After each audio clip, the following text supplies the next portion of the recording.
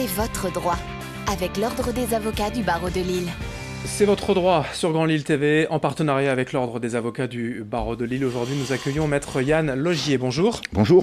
Vous intervenez sur la cybercriminalité. Aujourd'hui, dans le monde, un chiffre pourrait évoquer ce fléau, 400 milliards de dollars par an. Voilà le préjudice. Concrètement, qu'est-ce qu'un avocat peut faire contre ces affaires ? Pas grand-chose, à part son boulot d'avocat, c'est défendre ses clients. La cible des cybercriminels, c'est chaque détenteur d'un ordinateur, c'est-à-dire tous des particuliers, des PME, des grandes boîtes.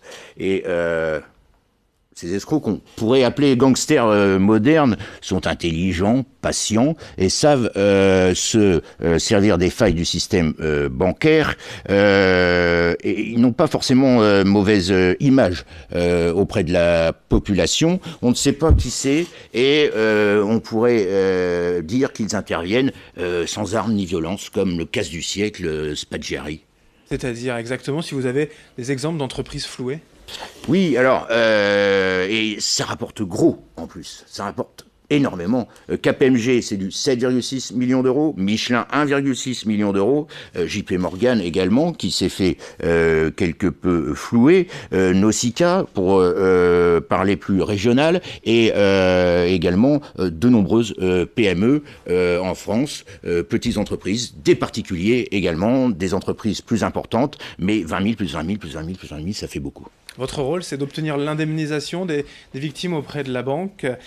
Pourquoi cette banque serait-elle responsable ? Alors, la banque n'est pas le cybercriminel, mais la banque a un certain nombre d'obligations envers ses clients et je suis là pour que ces obligations soient respectées. Je ne suis pas tout seul. Il y a les tribunaux, il y a la loi également. La banque est dépositaire de fonds et elle doit agir en fonction des ordres de son client et rien d'autre. Il y a des lois en France qui protègent les particuliers, les entreprises. Heureusement, oui, il y a des lois en France qui protègent les particuliers, les entreprises, et le contrat de dépôt, ce n'est pas l'argent de la banque, c'est votre argent, c'est l'argent de l'entreprise, et on ne peut pas faire partir cet argent comme ça sans avoir un ordre précis.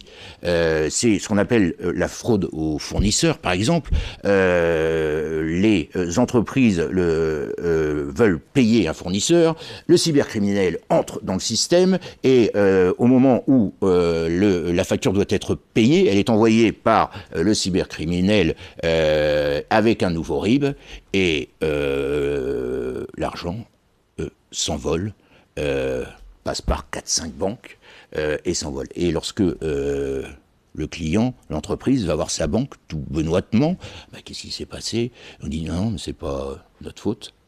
C'est votre faute. Vous obtenez des indemnisations pour les victimes ? Mais, bien heureusement, oui. J'obtiens des indemnisations pour les victimes. La loi est là. Et les tribunaux aussi sont là pour faire respecter cette loi. Comme d'habitude, je cherche toujours à atteindre une solution amiable, ce qui n'est pas forcément évident pour l'instant.